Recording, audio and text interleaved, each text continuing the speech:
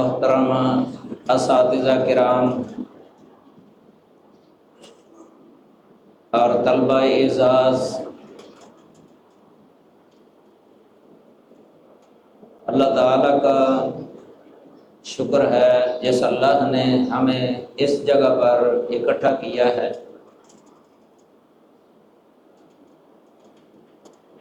اور مقصد بھی ایک ایسے اصل اور ایسے مسئلے کے بارے میں سننا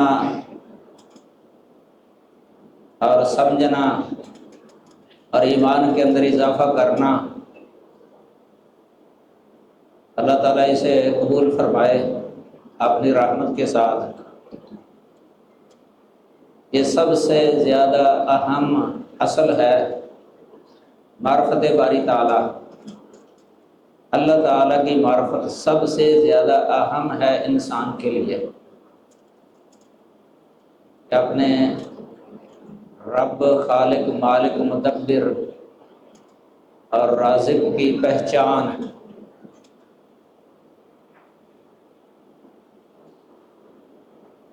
اور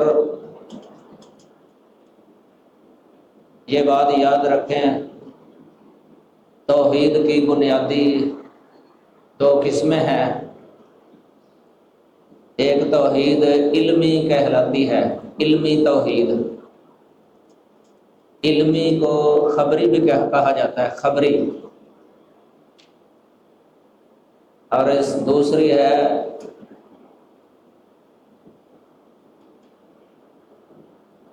عملی توحید، عملی۔ اسے ارادی اور قصدی بھی کہا جاتا ہے۔ عام عقیدے کی کتابوں میں یہ تقسیم ہے، شرح عقیدہ طحاویہ میں بھی ہے، شیخ الاسلام امام ابن تیمیہ رحمہ اللہ کی عام کتابوں کے اندر ہے یہ۔ العبودیہ میں بھی ہے اس کا ذکر۔ اس طرح تفسیر سورۃ الاخلاص شیخ الاسلام کی، اور کتاب التوحید کی شروحات میں بھی ہے۔ عملی توحید یہ اللہ تعالیٰ کی عبادت، لا الہ الا اللہ، جسے توحید الوہیت بھی کہا جاتا ہے۔ الوہیت کی جگہ پر الہیت لفظ ویسے زیادہ بہتر ہے۔ توحید الہیت، اللہ کا الہ برحق ہونا، لا الہ الا اللہ، یہ عملی توحید جو اللہ نے انسان سے اس بات کا مطالبہ کیا ہے کہ یہ اس کی عبادت کیا کرے۔ وَمَا خَلَقْتُ الْجِنَّ وَالْإِنسَ إِلَّا لِيَعْبُدُونَ۔ اور یہ مقصد زندگی ہے، اللہ تعالیٰ کی عبادت ہے۔ یہ علمی توحید جو ہے نا، اس سے اللہ کی معرفت ہوتی ہے، اللہ کی پہچان۔ اور معرفت کا تقاضا یہی ہے کہ یہ انسان اللہ ہی کی عبادت کرے، اسے ہی اپنا الہ برحق سمجھے، اپنا مشکل کشا، حاجت روا، کرنے والا، بگڑی بنانے والا۔ اور جتنی بھی اللہ تعالیٰ کی صفات ہیں، اسماء حسنہ، جو علمی توحید کے اندر ہیں، ان میں کسی کو بھی اللہ کا شریک نہ کرے، اسی کی عبادت۔ ان دونوں قسموں پر بہت ساری کتابیں ہیں۔ میں نے الحمدللہ کافی کتابوں کے اسماء اپنے لیپ ٹاپ کے اندر لکھے ہوئے ہیں۔ کراچی بھی دورہ ہوا ہے، دورہ الحمدللہ العقیدۃ الواسطیہ پر، وہاں ایک پرنٹ انہوں نے لیا تھا ساتھیوں نے، اس میں علیحدہ علیحدہ کتابیں لکھی ہیں جو عملی توحید سے متعلقہ ہیں، اور وہ کتابیں عربی یا اردو جو توحید علمی سے تعلق رکھتی ہیں۔ علمی میں ہی یہ توحید اللہ تعالیٰ کی جو اسماء ہیں، اسماء حسنہ پر جو کتابیں لکھی گئی ہیں، بہت ساری کتابیں ہیں، عربی کے اندر زیادہ کتابیں ہیں اسماء حسنہ پر۔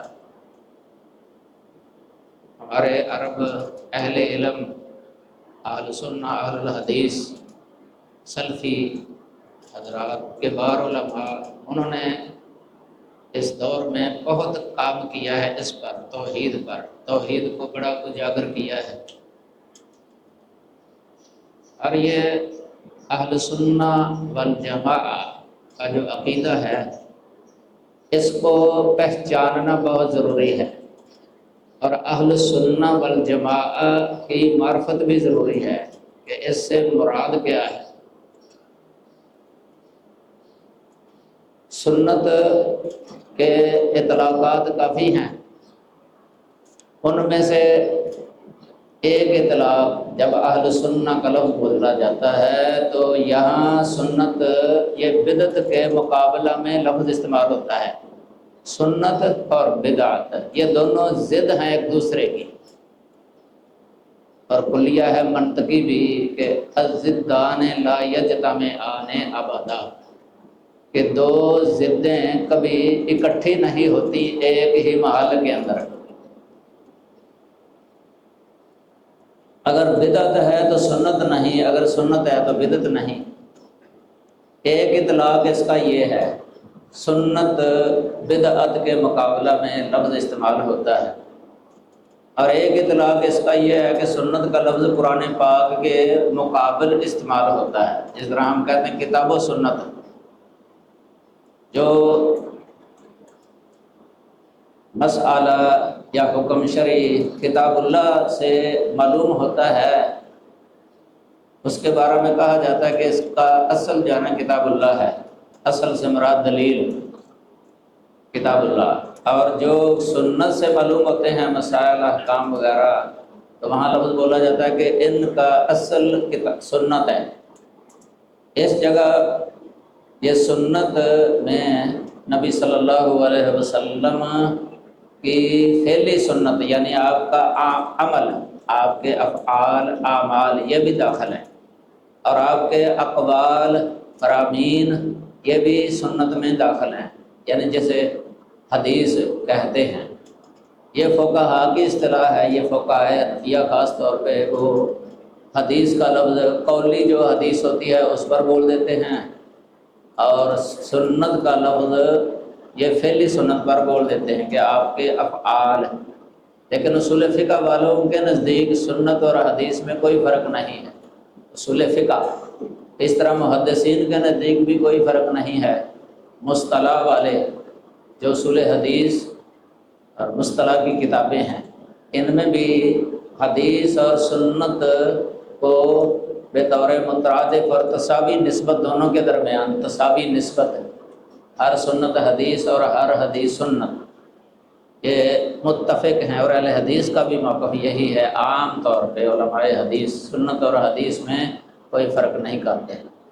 اس لیے دیکھ لیں آپ، سنن کی کتابیں ہیں، سنن ابی داؤد ہے، ترمذی، نسائی، ابن ماجہ وغیرہ، ان میں اب قولی حدیثیں بھی ہیں اور فعلی حدیثیں بھی ہیں، تو سنن کا لفظ استعمال ہو جاتا ہے، تو یہ فرق نہیں کرتے۔ تو سنت کا ایک اطلاق کتاب اللہ کے مقابلہ میں ہے، حدیث اور سنت دونوں یہ اکٹھے ہیں اس میں۔ اور ایک سنت کا اطلاق جو نا فرض کے مقابلہ میں ہے، کہ عام اصول فقہ کے اندر جو احکام تکلیفیہ کی 5 قسمیں لکھی جاتی ہے نا، ان میں فرضیت یا وجوب یہ محدثین کا نزدیک ایک ہی ہے، کوئی فرق نہیں ہے دونوں کے درمیان، اگرچہ احناف فرق کرتے ہیں یہ، لیکن راجح قول یہی ہے کہ کوئی فرق نہیں ہے فرضیت اور وجوب کے درمیان، فرض اور واجب کے درمیان۔ اور اس کے مقابلہ میں حرمت کا لفظ ہے، حرام، حرمت، اور ایک استحباب ہے، مثلا مستحب ہونا اور مکروہ ہونا اور مباح ہونا، مباح، یہ 5 احکام شرعیہ تکلیفیہ ہیں۔ تو یہ یہاں جو استحباب کا لفظ عموماً کتابوں میں ہوتا ہے نا، مستحب ہونا، یہ سنت ہی مقصود ہے، کیونکہ یہ فرض کے مقابلہ میں ہے، سنت کو مستحب بھی کہہ دیتے ہیں۔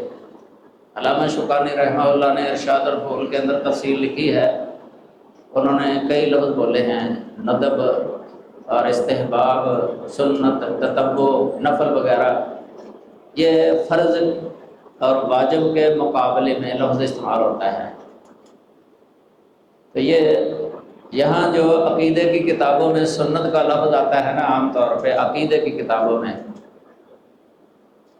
اور اس نام پر کتابوں کے نام بھی ہیں، کتاب السنہ، امام ابن ابی عاصم رحمہ اللہ کی کتاب ہے کتاب السنہ، محمد بن نصر مروزی محدث رحمہ اللہ کتاب السنہ، ادھر امام احمد بن حنبل جو اہل سنہ کے قائد تھے اپنے دور میں، اور ان پر بڑا دور ابتلا ان کا ازمائش آئی تھی ان مسائل کی وجہ سے جو ہم نے پڑھنے ہیں۔ ان کے بیٹے ہیں عبداللہ، محدث ہیں، فقیہ ہیں، امام ہیں، ان کی کتاب ہے کتاب السنہ، 2 جلدوں میں۔ الغرض اس نام کی بہت ساری کتابیں ہیں، کتب السنہ بہت ہیں، بہت گنی نہیں جا سکتی، اتنی کتابیں ہیں۔ امام ابوبکر الخلال رحمہ اللہ کی بھی ہے کتاب السنہ، بہت ہی کتابیں ہیں، بہت زیادہ۔ کتاب التوحید کے نام پر بھی کتابیں ہیں، جیسے کتاب التوحید امام الائمہ امام ابن خزیمہ رحمہ اللہ کی التوحید، کتاب التوحید، یہ بڑی عظیم کتاب ہے، لیکن بڑا افسوس ہے کہ جو جن کے رد میں شیخ الاسلام ابن تیمیہ رحمہ اللہ نے العقیدۃ الواسطیہ لکھا ہے نا، اور جن پر زیادہ نقد ہے، جو اس عقیدے پر نہیں تھے، اگرچہ وہ اپنے آپ کو اہل سنہ کہتے ہیں لیکن اس عقیدے پر وہ نہیں ہیں، ان میں سے بعض وہ کتاب التوحید کو کتاب الشرک کہتے ہیں، نعوذ باللہ من ذالک، کتاب الشرک۔ یہ اب بھی کتابیں، اب بھی ہیں کتابیں اردو کے اندر، اب جن میں یہ لکھا ہوا ہے کہ کتاب التوحید نہیں ہے، یہ اصل میں کتاب الشرک ہے۔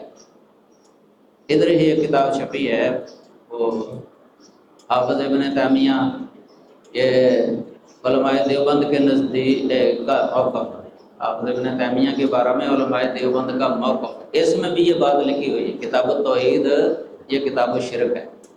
بہت افسوس کی بات ہے۔ تو یہ محدثین، یہ اصل اہل سنہ والجماعہ ہیں، محدثین کی جماعت ہے، جنہیں ہم فقہائے محدثین بھی کہہ سکتے ہیں، فقہائے حدیث بھی کہہ سکتے ہیں، اور اہل الحدیث بھی کہتے ہیں ان کو، اصحاب الحدیث بھی کہتے ہیں ان کو، اہل العصر بھی ان کو کہتے ہیں۔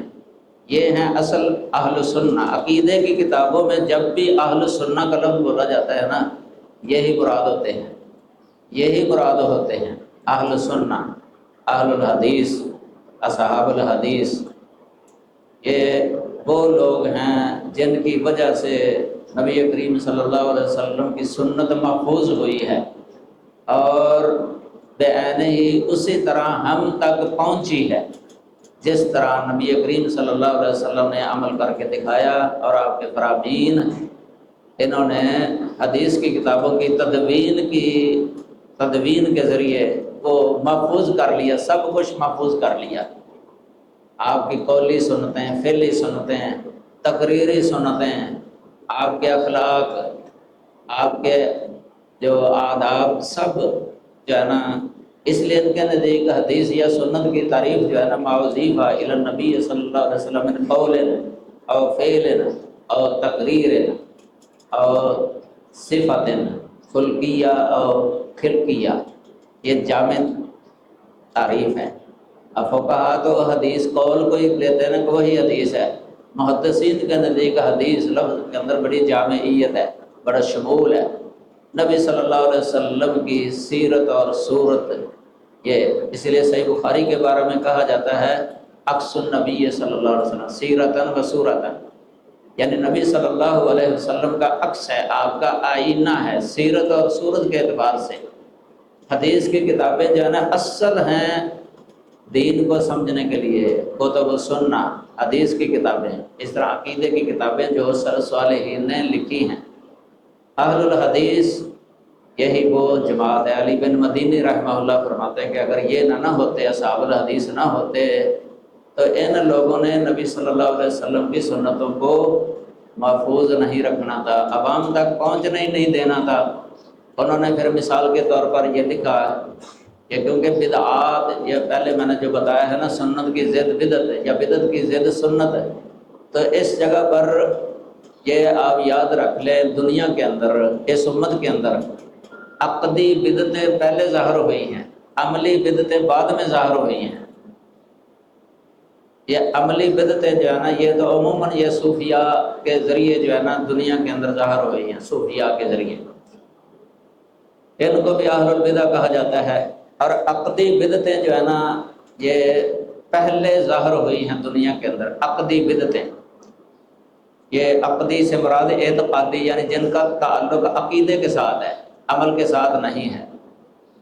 تو صحابہ کے دور میں بدعت الخروج ظاہر ہو گئی تھی، بدعت الخروج خوارج کے ذریعے، اور بدعت الرفض روافض کے ذریعے، بدعت القدر قدریہ کے ذریعے، بدعت الجبر جبریہ ان کے مد مقابل ہے۔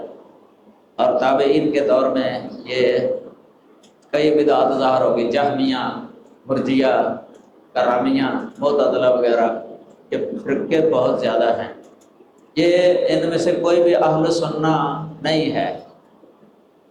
اہل سنہ یہ وہ تھے جو صحابہ کرام رضوان اللہ علیہ مجمعین اور تابعین، ان کی پیروی کرنے والے صحابہ، یہ سنت پر تھے، سب اہل سنہ ہیں صحابہ کرام، کیونکہ یہ کتاب و سنت پر ہی عمل کرتے تھے۔ اس وقت انہوں نے کوئی بدعت نہیں نکالی صحابہ کرام نے، الحمدللہ اللہ نے ان کو محفوظ رکھا ہر طرح کی بدعت سے، صحابہ کرام کو۔ اور اسی طرح یہ تابعین مجموعی لحاظ سے جن کے پیروکار تھے، تابعین، تبع تابعین، ائمہ، محدثین، ان کے مد مقابل یہ سب ہی اہل البدع تھے، جنہوں نے وہ کتاب و سنت کا دامن چھوڑ کے اپنی آراء کے پیچھے لگ گئے، اپنی آراء کے، اپنی عقل کو نقل پر مقدم کیا۔ اور ان کا اصل بھی ہے تقدیم العقل علی النقل عند التعارض، یعنی بظاہر وہ یہ سمجھتے تھے کہ یہ نص، آیت کریمہ یا حدیث نبوی، یہ ہماری عقل پر پوری نہیں اترتی، اس لیے ان کو عقلانیین بھی کہتے ہیں، اور ان کی رائے کے مطابق نہیں تھی، اپنی رائے کو مقدم کر لیتے تھے، یا کسی امام اور مقتدا کی رائے کو مقدم کر لیتے تھے کتاب و سنت سے، اس لیے ان کو اہل رائے بھی کہتے تھے اس وقت۔ اہل سنہ، اہل الحدیث کے مقابلہ میں اہل رائے اور اہل البدع، یہ لفظ عام تھا اس وقت۔ اہل البدع، اہل الاہوا بھی کہتے تھے اہل البدع کو، اہل الاہوا، اہوا یہ ہون کی جمع ہے اہوا، چونکہ ہون خواہش کو کہتے ہیں، ہویہ یہوا ہون، تو یہ خواہش، کیونکہ یہ اپنی خواہش کے پیچھے لگتے تھے، ان کی خواہش جو چاہتی تھی اس کو مقدم کرتے تھے، کتاب و سنت کو پس پشت ڈال دیتے تھے۔ اہل سنہ انہوں نے ہر مسئلے کے اندر، چاہے اس کا عقیدے کے ساتھ تعلق ہو یا عمل کے ساتھ تعلق ہو، کتاب و سنت کے دامن کو چھوڑا نہیں، حتیٰ کہ خبر وحد کو بھی یہ عقیدے کے اندر حجت سمجھتے تھے، خبر وحد کو۔ اور اہل بدع نے یہ اصل بنایا تھا کہ خبر وحد سے عقیدہ ثابت نہیں ہو سکتا، خبر وحد سے عقیدہ ثابت نہیں ہو سکتا، فرضیت ثابت نہیں ہو سکتی، رکنیت ثابت نہیں ہو سکتی، حرمت ثابت نہیں ہو سکتی، شرطیت ثابت نہیں ہو سکتی خبر وحد سے۔ اس طرح انہوں نے خبر وحد کو جو ہے نا، یہ ضرب لگا دی، اس پر ختم ہی کر دی، نعوذ باللہ۔ محدثین نے حدیث کی کتابوں کے اندر اخبار الاحاد بھی ذکر کی، حتیٰ کہ غریب جو ہے نا، جو خبر وحد کی ادنی قسم ہے غریب، وہ بھی ذکر کی ہے۔ صحیح بخاری کی پہلی حدیث بھی غریب ہے، انما الاعمال بالنیات، اور آخری حدیث بھی غریب ہے، کلمتان حبیبتان والی۔ تو محدثین نے کوئی فرق نہیں کیا، یہ ہیں اہل سنہ، یہی اہل سنہ ہیں، محدثین کا طبقہ۔ باقی دوسرے جو ہے نا اہل سنہ نہیں تھے۔ امام ابن تیمیہ رحمہ اللہ نے انہی کا یہ عقیدہ جو ہے نا اہل سنہ کا یہ لکھا ہے۔ شیخ الاسلام ابن تیمیہ رحمہ اللہ نے یہ العقیدۃ الواسطیہ جو ہے نا یہ ایک بہت ہی یعنی حیرت انگیز کتاب ہے، بڑی مفید ہے، مختصر اور جامع کتاب۔ اس کے اندر یہ شیخ الاسلام ابن تیمیہ رحمہ اللہ یہ خود فرماتے ہیں، یہ جب لوگوں نے کہا نا کہ یہ تو احمد بن حنبل رحمہ اللہ کا عقیدہ ہے، عقیدہ واسطیہ، تو شیخ الاسلام فرماتے ہیں لیس لأحمد بن حنبل فی ہذہ اختصاص، امام احمد بن حنبل رحمہ اللہ کا اس میں کوئی اختصاص نہیں ہے، یعنی یہ صرف انہی ہی کا عقیدہ نہیں ہے۔ وَإِنَّمَا هَذَا اعتقاد سلف الامہ، یہ امت کے سلف کا عقیدہ ہے۔ وَأَئِمَّةِ اہل الحدیث، اہل الحدیث کے اماموں کا یہ عقیدہ ہے۔ دیکھو اہل الحدیث کا لفظ انہوں نے بولا ہے، یہ کب کہا تھا انہوں نے؟ یہ یاد رکھیں کہ یہ شیخ الاسلام رحمہ اللہ نے جب یہ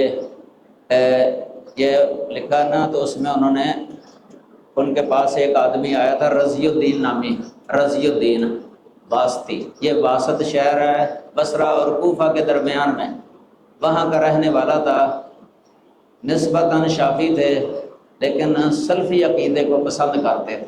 یہ یاد رکھیں شافعیوں کے اندر بعض ہیں جو عقیدتاً سلفی ہیں، شافعیوں کے اندر، بعض حنفیوں کے اندر بھی ہیں عقیدتاً سلفی، جیسے شارح عقیدہ طحاویہ ہیں علامہ علی ابن ابی العز، حنفی لکھا ہوا ہے لفظ، لیکن عقیدہ ان کا سلفی ہے، اہل سنہ والا۔ تو یہ بعض مثالیں پیش کی جا سکتی ہیں۔ ہمارے شیخ حضرت المنار رحمۃ اللہ علیہ نور پوری، میں ان سے پڑھتا رہا ہوں، ان کے پاس ایک دفعہ یہ بات ذکر ہوئی تو کہنے لگے کہ حنفی سلفی، شافعی سلفی، مالکی سلفی یہ ہیں، یعنی بات صرف نسبتاً وہ مالکی شافعی حنبلی ہیں، تقلیداً نہیں ہے، شافعی حنفی مالکی نسبتاً ہیں لیکن تقلیداً نہیں ہیں، کیونکہ یہ تینوں جو ہے نا شافعی اور مالکی یہ اشعری ہیں عقیدے کے اندر عام طور پہ اشعری، اور جو حنفی ہیں یہ عام طور پہ ماتریدی ہیں۔ ماتریدی عقیدہ اور اشعری عقیدہ یہ سلفی عقیدہ نہیں ہے، اور اس کے بہت سارے دلائل موجود ہیں کہ یہ اہل سنہ والا عقیدہ نہیں ہے ان کا۔ انہوں نے اہل سنہ کے عقیدے کے خلاف کتابیں لکھی ہوئی ہیں اور بڑے قول بھی بولتے ہیں، برے برے القاب وغیرہ دیتے ہیں، شروع سے ایسے رہا ہے۔ تو شیخ الاسلام ابن تیمیہ رحمہ اللہ کے پاس یہ شخص آئے نا رضی الدین شافعی واسطی من اصحاب الشافعی، یہ مجموع فتاوی شیخ الاسلام ابن تیمیہ رحمہ اللہ کا، اس کی تیسری جلد جو ہے نا یہ آپ پڑھ کے دیکھیں، اس کے اندر ایک المناظرۃ الواسطیہ ہے، پورا 40 صفحات میں، 40 صفحات کے اندر ہے المناظرۃ الواسطیہ، کیونکہ یہ جب یہ آئے انہوں نے کہا کہ آپ جو ہے نا میرے لیے ایک عقیدہ لکھ دیں، میں اور میرے گھر والے جو ہے نا یہ پڑھیں گے۔ یہ شیخ الاسلام رحمہ اللہ نے خود اس کا ذکر کیا ہے، خود اس کا ذکر کیا ہے۔ تو وہ کہتے ہیں کہ قادمہ علینا حاجا وکان من اہل الخیر والدین، کہ حج کے لیے آئے تھے تو حج کر کے شیخ الاسلام ابن تیمیہ رحمہ اللہ کے پاس آئے، تو کہتے ہیں کہ وہ اہل خیر اور اہل دین میں سے تھے، نیک تھے یعنی۔ تو انہوں نے کہا کہ لوگ جو ہے نا ہمارے علاقے کے اندر کوئی عقیدہ ان کا صحیح نہیں ہے اور دیندار نہیں ہے، جہالت کا غلبہ ہے، ظلم اور زیادتی کا غلبہ ہے، اور دین اور علم بٹ چکا ہے ہمارے علاقے کے اندر، واسط کے اندر۔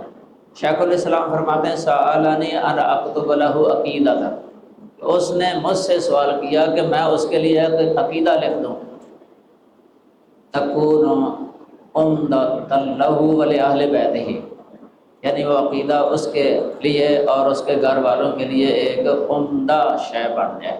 عمدہ کا معنی ہوتا ہے معتمد شے، معتبر شے، جس پر اعتماد کیا جائے۔ بولا تو ان کا بدن جو ہے نا ما یفعل کے معنی میں آتا ہے، عمدہ بے معنی ما یعتمد علیہ، یعنی ایک اچھا قابل اعتماد شے ہے کہ اس کو بھی یقین ہو کہ یہ عقیدہ صحیح ہے، یہ لکھ دے۔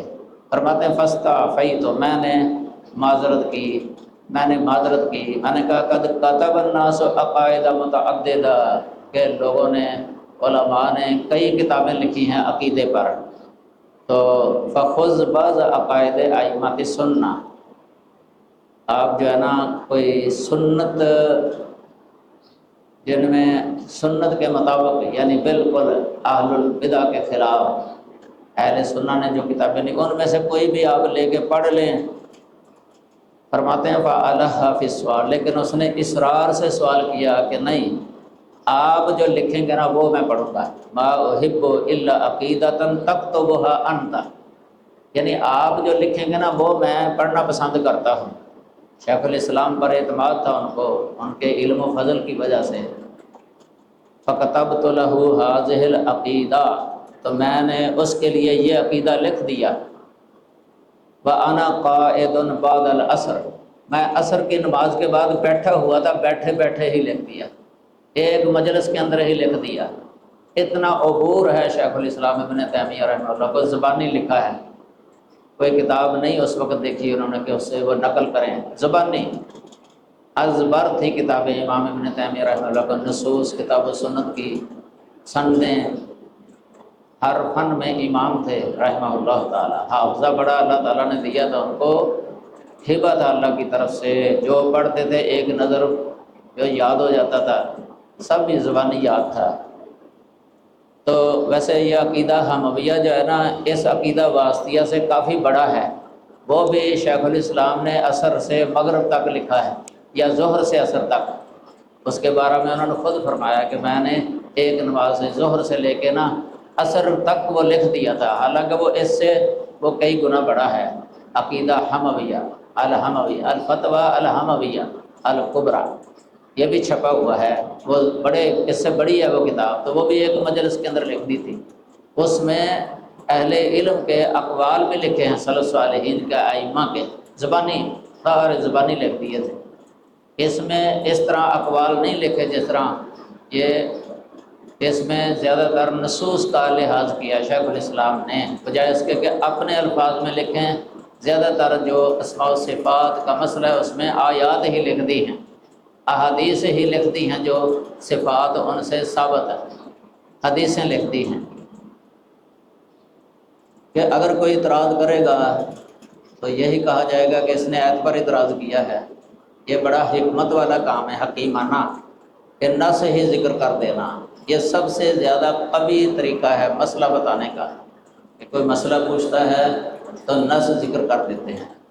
حافظ ابن قیم رحمہ اللہ نے اعلام الموقعین کے اندر اس پر بحث لکھی ہوئی ہے، فتویٰ اور مفتی مستفتی کے بارے میں کافی ہے، اس میں انہوں نے لکھا کہ سب سے بہتر طریقہ فتویٰ دینے کا یہ ہے کہ آپ نص ہی ذکر کریں، اور اہل سنہ کا یہی طریقہ تھا محدثین کا۔ ان سے جب کوئی مسئلہ پوچھتا تھا نا تو وہ سند کے ساتھ حدیث ہی سنا دیتے تھے، سند کے ساتھ حدیث۔ اور اہل رائے کی عادت تھی جب کوئی مسئلہ پوچھتا تھا وہ دلیل ذکر کرنے کے بغیر اپنے لفظوں میں مسئلہ بتا دیتے تھے، اور بسا اوقات خطا ہو جاتی تھی، کیونکہ جب اپنے لفظوں میں مسئلہ بتاتا ہے نا اس میں دونوں احتمال ہوتے ہیں، درستگی کا احتمال بھی ہوتا ہے اور خطا کا احتمال بھی ہوتا ہے۔ المجتہد یخطئ و یصیب، یہ قاعدہ ہے اصول فقہ کی کتابوں میں۔ یہ محدثین کا یہ طریقہ تھا، وہ نص ذکر کرتے تھے سند کے ساتھ، یہ تھوڑا امتیاز تھا، امتیاز محدثین کا۔ تو شیخ الاسلام نے اس کتاب کے اندر یہ طریقہ اختیار کیا۔ پھر فرماتے ہیں کہ انتشرت بہا نسخ کثیرہ فی مصر والعراق وغیرہما، کہ یہ اس کے بہت سارے نسخے پھیل گئے۔ شیخ الاسلام رحمہ اللہ نے تو ایک ہی نسخہ دیا ہے نا، ان کو آگے لوگوں نے نقل کر لی، پھیل گئے مصر کے اندر، عراق کے اندر، یمن اور دیگر علاقوں کے اندر۔ جب ان کی نظر پڑی، جو طویلی تھے، اہل سنہ کے عقیدے پر نہیں تھے، ان کی نظر پڑی، پڑھا انہوں نے تو غضبناک ہو گئے، لوگوں کے اندر یہ پھیلا دیا کہ یہ عقیدہ غلط ہے، نعوذ باللہ من ذالک۔ دیکھو وہ شیخ الاسلام نصوص ذکر کر کے، انہوں نے کتاب و سنت کے نصوص ذکر کر کے ذکر کیا ہے، یہ عقیدہ لکھا ہے، کہتے ہیں یہ صحیح نہیں ہے عقیدہ۔ پھر فتوے لگ گئے شیخ الاسلام پر، بہت ہی زیادہ اس کے بارے میں جو ہے نا یہ ایک ہسٹری ہے لمبی، یعنی اس عقیدہ واسطیہ پر تو بڑے بڑے اعتراضات کرنے لگے۔ شیخ الاسلام ابن تیمیہ رحمہ اللہ کو بھی خبریں پہنچتی تھیں کہ میرے بارے میں کیا کہتے ہیں۔ شیخ الاسلام نے ان کو چیلنج کر دیا، انہوں نے فرماتے ہیں کہ ھذا اعتقاد رسول اللہ صلی اللہ علیہ وسلم، شیخ الاسلام نے دعویٰ کر دیا کہ یہ تو رسول اللہ صلی اللہ علیہ وسلم کا عقیدہ ہے جو اس کتاب کے اندر میں نے لکھا ہے، رسول اللہ صلی اللہ علیہ وسلم کا عقیدہ ہے، رسول اللہ صلی اللہ علیہ وسلم کا کل لفظ ذکرتہ فانا اذکر بہ آیۃ و حدیثا، کہ ہر لفظ جو میں اس کے اندر ذکر کرتا ہوں نا وہ اس میں قرآن کی آیت یا کوئی حدیث نبی صلی اللہ علیہ وسلم سے، اور اجماع سلفیہ یا سلفی اجماع، یعنی سلف کا اجماع ہے، سلف کا اختلاف نہیں ہے، سلف اہل سنہ ان کا کوئی اختلاف۔ فَأَذْكُرُ مِنَ الْمُسْلِمِينَ وَالْفُقَهَاءِ الْأَرْبَعَةِ، میں مسلمانوں اور فقہائے اربع یعنی ان کے اقوال بھی مجھے یاد ہیں، یعنی اسماء و صفات کے بارے میں شیخ الاسلام کی دوسری کتابیں پڑھیں تو واضح پتہ چلتا ہے ہر طبقے کے اہل علم کے اقوال۔ ابھی جو میں نے بتایا ہے الفتویٰ الحمویہ الکبریٰ، اس میں وہ اقوال جمع ہیں بہت سارے، حتیٰ کہ امام ابو حنیفہ کا قول بھی لکھا ہے، امام محمد کا قول بھی لکھا ہے اس کے اندر شیخ الاسلام نے، اور بہت سارے شافعی اور مالکی اور حنبلی، حتیٰ کہ کئی ایسے انصاف پسند جو متکلمین کے اندر تھے نا ان کے اقوال بھی لکھے ہیں، باقی لانی کے قول بھی لکھے ہوئے ہیں کتابوں کے اندر۔ تو یہ فرماتے ہیں وَأَهْلِ الْحَدِيثِ، اہل حدیث کے اقوال بھی میں یاد ہے مجھے، اور صوفیاء کے قول بھی، جو صوفیاء کے قول کتاب و سنت کے مطابق ہیں اللہ تعالیٰ کے اسماء و صفات کے بارے میں۔ تو پھر شیخ الاسلام نے فرمایا قد امہلت کل من خالفنی فی شیء من هذه العقیدہ، اس عقیدے میں ہر وہ شخص جو جس نے میری مخالفت کی ہے میں نے اس کو مہلت دی ہے، ثلاث سنین، 3 سال تک میں نے اس کو مہلت دی ہے، 3 سال تک۔ فإن جاء بحرف واحد عن أحد من القرون الثلاثة، یعنی اگر ایک حرف بھی، ایک کلمہ بھی اس کے خلاف لے آئے کسی کا قرون ثلاثہ میں سے، صحابہ، تابعین اور تابعین کے دور سے اہل سنہ میں سے کسی کا قول اس کے خلاف ایک کلمہ بھی پیش کر دے، فرماتے ہیں یخالف ما ذکرتہ فانا ارجع عنہ، میں اس سے رجوع کر لوں گا، میں اس سے رجوع کر لوں گا۔ یہ مجموع فتاویٰ کی تیسری جلد ہے، 169 صفحہ ہے، اس میں یہ یاد رکھیں شیخ الاسلام ابن تیمیہ رحمہ اللہ نے جب یہ عقیدہ لکھا تھا نا اس وقت ان کی عمر جو ہے نا بڑی جوانی والی تھی، 30 سال یا 30 سے کچھ اوپر، یہ ابتدائی جوانی تھی ابھی شیخ الاسلام کی جب یہ عقیدہ لکھا تھا۔ اس کے 7 سال بعد اشاعرہ نے جب زیادہ ہی مخالفت کی، اشاعرہ نے جب زیادہ ہی مخالفت کی، وقت کے حکمران کو شکایات بھی لگا دی، الزامات بھی لگائے، حاکم وقت مجبور ہو گیا اس بات پر کہ وہ علماء کو اکٹھا کرے۔ انہوں نے علماء کو بلایا، شیخ الاسلام ابن تیمیہ کو بلایا، 7 سال بعد کی بات ہے یہ، 703 ہجری کی بات ہے جب یہ ہوا، اور 698 یا 97 کے اندر عقیدہ واسطیہ لکھا گیا تھا۔ علماء جمع ہوئے، 3 مجلسیں ہوئیں، 3 مجلسوں کے اندر یہ مناظرہ ہوا ہے، اس عقیدے کو پڑھا گیا مجلس کے اندر۔ شیخ الاسلام ابن تیمیہ رحمہ اللہ نے پڑھنا شروع کیا تو حاکم وقت کہنے لگے کہ آپ نہ پڑھیں، قاضی کو ان کے اپنے کوئی عالم تھے کمال الدین کہ ان کو دیں یہ پڑھیں۔ وہ پڑھتے جاتے تھے اور اشاعرہ جو پاس بیٹھے ہوتے ہیں کبار ان کے بڑے بڑے، وہ اعتراضات کرتے جاتے تھے، اعتراضات شیخ الاسلام جواب دیتے جاتے تھے۔ 10 اعتراضات کیے تھے انہوں نے، اگر آپ یہ پڑھیں گے نا المناظرۃ الواسطیہ مجموع فتاویٰ کے اندر 40 صفحات ہیں، ان میں وہ 10 اعتراضات کا بھی ذکر ہے۔ شیخ الاسلام جب جواب دیتے تھے نا تو بند ہو جاتے تھے، منہ بند ہو جاتے تھے، خاموش ہو جاتے تھے، حتیٰ کہ بعض اقرار بھی کر لیتے تھے کہ شیخ الاسلام کی بات ٹھیک ہے۔ یہ بھی شیخ الاسلام نے ساتھ ساتھ ذکر کیا ہے کہ انہوں نے جو ہے نا بعض نے قبول کر لیا، اشاعرہ تھے حالانکہ وہ، جب دلائل کا پتہ چلا نا تو وہ خاموش ہو گئے اور اعتراف کرنے۔ بعض نے شیخ الاسلام کی تعریف بھی شروع کر دی کہ بڑا علم دیا اللہ تعالیٰ نے، بڑا علم ہے، بڑی یعنی ان کی ٹوہ ہے کہ سب کچھ ازبر ہی ہے، ازبر۔ اس میں کئی مسئلے ذکر ہوئے تھے، اللہ تعالیٰ کے عرش پر مستوی ہونے کا مسئلہ یہ زیادہ، کلام باری تعالیٰ کا مسئلہ یہ زیادہ۔ کلام باری تعالیٰ شیخ الاسلام کا دعویٰ کتاب و سنت کے مطابق یہی تھا کہ اللہ تعالیٰ کلام کرتا ہے، اللہ کا کلام لفظی ہے، لفظ اور معنن اللہ تعالیٰ کا کلام ہے، اللہ کی صفت ہے، غیر مخلوق۔ یہ وہی موقف ہے جو سلف صالحین کا تھا عام۔ امام احمد بن حنبل رحمہ اللہ اس مسئلے کی وجہ سے قید کیے گئے، سزائیں دی گئی، کوڑے مارے گئے ان کو۔ یہ کوڑے مارنے والے کون تھے؟ معتزلہ۔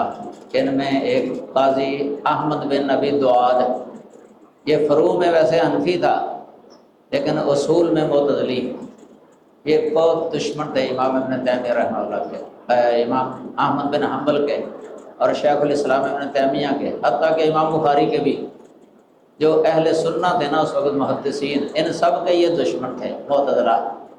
کلیدی عہدے ان کے پاس تھے، حکومتوں کے ساتھ یہ ملے ہوئے تھے، محدثین بیچارے اپنے گھروں کے اندر مسجدوں کے اندر پڑھنے پڑھانے والے اور کتابیں لکھنے والے، بڑے ازمائش کا دور تھا یہ اس وقت۔ یہ خاص طور پہ 2-3 مسئلے، ایک تو یہ کلام باری تعالیٰ کا مسئلہ اور دوسرا استواء علی العرش اللہ کی صفت علو کا مسئلہ، اور تیسرا رؤیت باری تعالیٰ کا مسئلہ، قیامت کے دن اللہ تعالیٰ کا دیدار ہونا ہے۔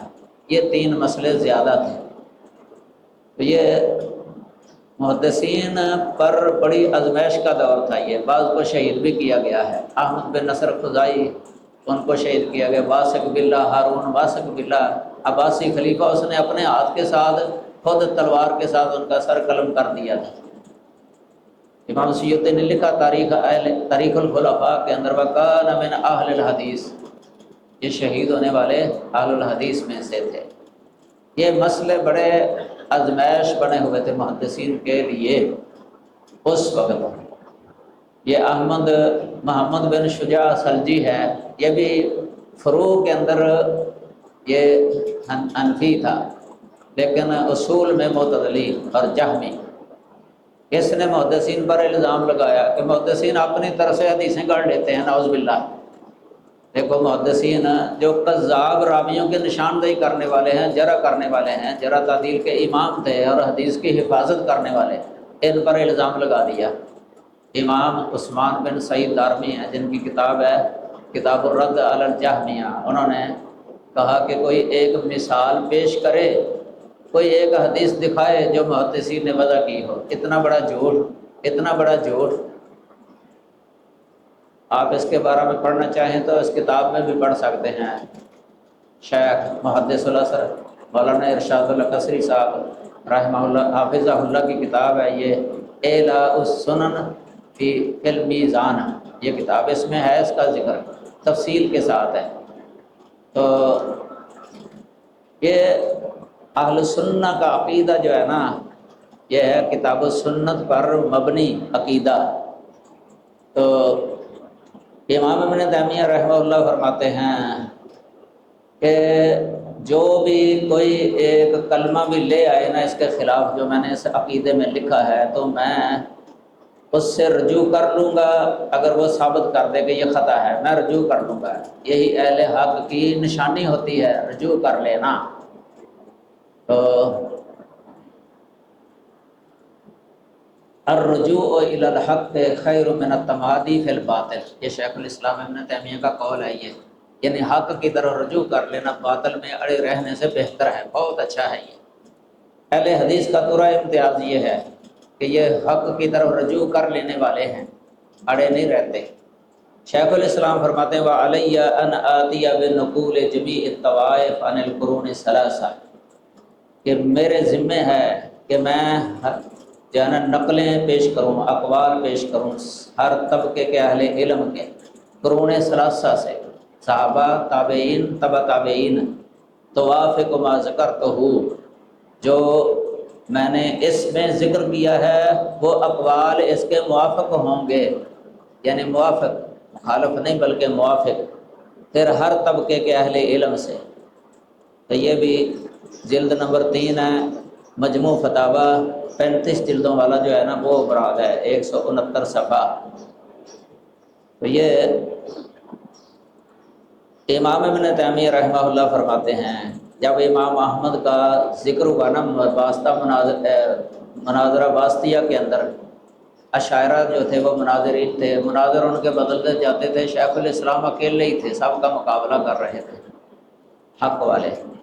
آخر میں ان کو پتہ چلا کہ ہندوستان کے اندر ایک بہت بڑا اشری ہے، بہت بڑا عالم ہے، ان کا بڑا ماہر ہے علوم فنون کے اندر، صفی الدین ہندی صاحب، ان کو بلا کے لے گئے۔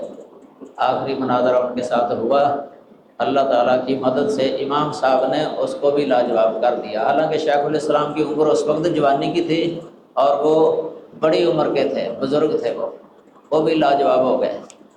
تو اللہ نے بڑی فتح دی تھی۔ تو امام شیخ الاسلام فرماتے ہیں لو قال الامام احمد من تلقاء نفسه ما لم یجے بہ الرسول صلی اللہ علیہ وسلم لم نقبل۔ انہوں نے الزام دیا نا کہ آپ احمد بن حنبل کا عقیدہ لکھ رہے ہیں، یہ اہل سنہ کا نہیں ہے۔ شیخ الاسلام فرماتے ہیں کہ اگر امام احمد بن حنبل جو ہے نا اپنے نفس کی طرف سے، اپنی طرف سے ایسی شے لے آئیں جو رسول اللہ صلی اللہ علیہ وسلم نہیں لائے، لم نقبل ہو، ہم احمد بن حنبل کی بات کو قبول نہیں کریں گے۔ وَهَذِهِ عقیدۃ محمد صلی اللہ علیہ وسلم، یہ عقیدہ ہے محمد صلی اللہ علیہ وسلم کا۔ یہ بھی اسی تیسری جلد کے اندر 169 صفحہ، المناظرہ الواسطیہ۔ تو یہ اللہ تعالیٰ سبب بنانے والا ہوتا ہے، جب حق کو اجاگر کرنا ہونا، جب حق مٹ جاتا ہے اللہ تعالیٰ ایسے بندوں کو پیدا کرتا ہے جو اس کو دوبارہ زندہ کر دیتے ہیں، جن کو مجددین کہا جاتا ہے۔ شیخ الاسلام ابن تیمیہ یقینی طور پہ جو ہے نا مجددین میں سے ہیں، مجددین میں سے۔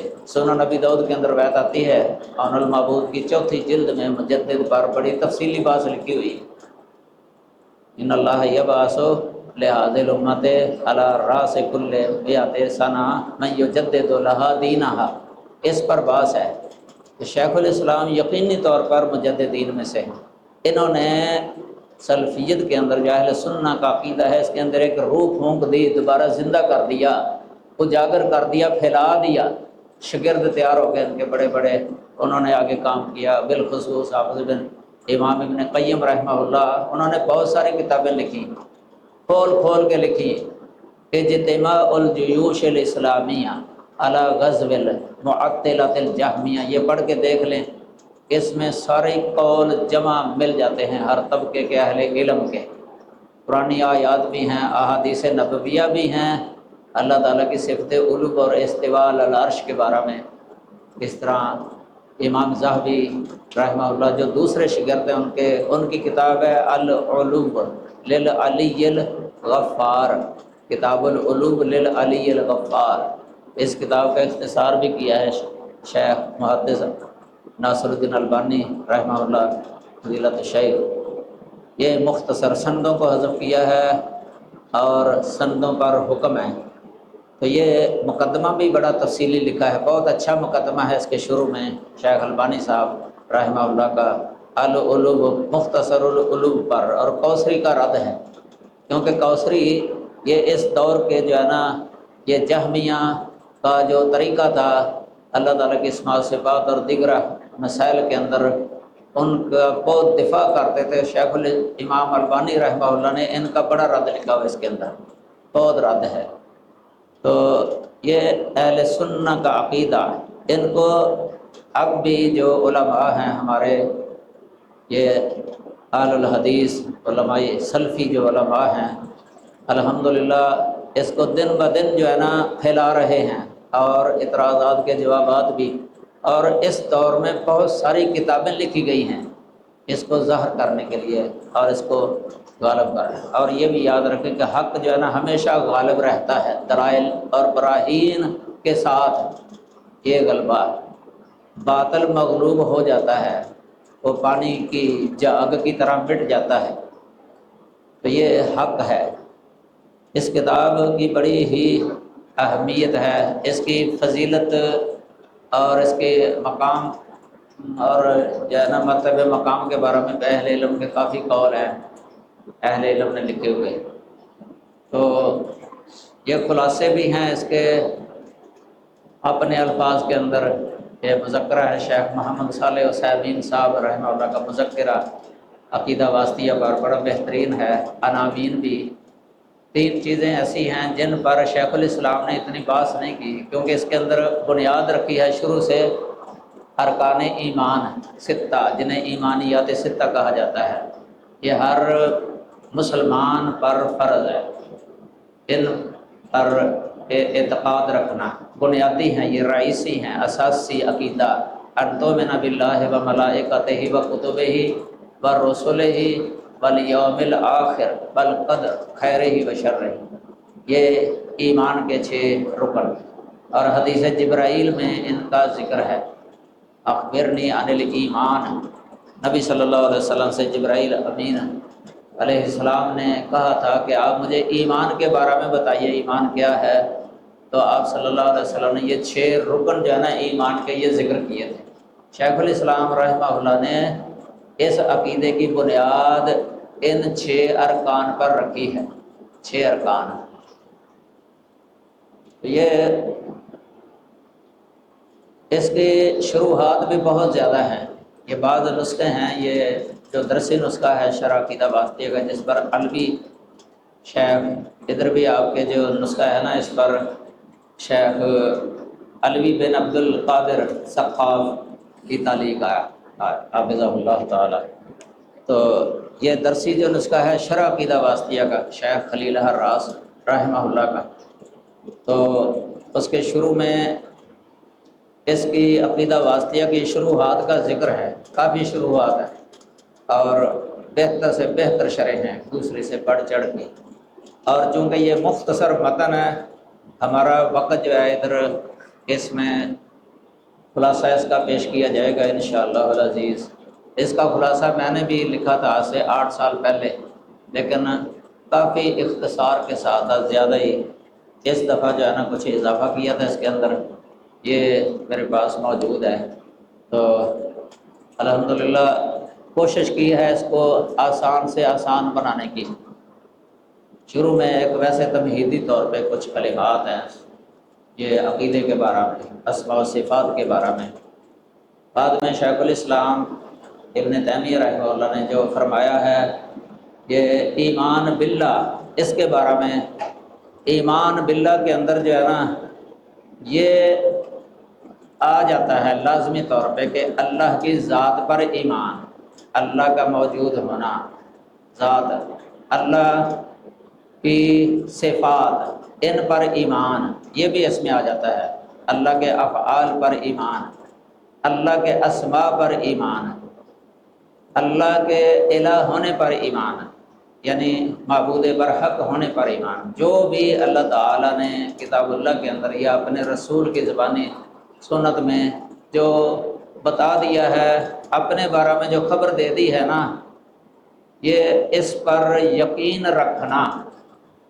اگر خبر اس بات میں ہے ان کو ثبوتی صفات کہا جاتا ہے عام عقیدے کی کتابوں کے اندر، کیونکہ صفات کی دو قسمیں ہیں، ایک ثبوتی صفات ہے یعنی جو اللہ نے اپنے لیے ثابت کیا یا اللہ کے رسول نے جو اللہ کے لیے ثابت کیا ہے اس پر ایمان رکھا جائے، یہ ثبوتی صفات ہے۔